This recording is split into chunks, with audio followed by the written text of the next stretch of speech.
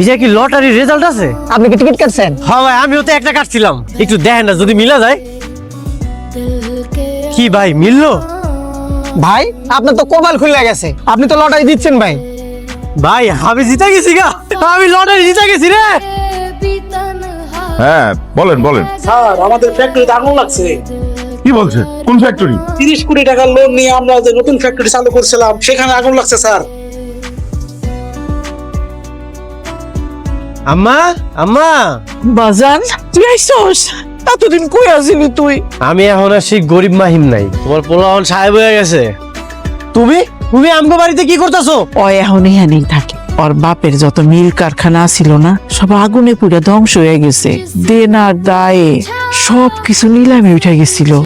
লোকটা সহ্য করতে না পাইরা না স্টক কইরা মইরা গেছে। ওরে আমরা লই আইছি, ওই এখানেই থাকে।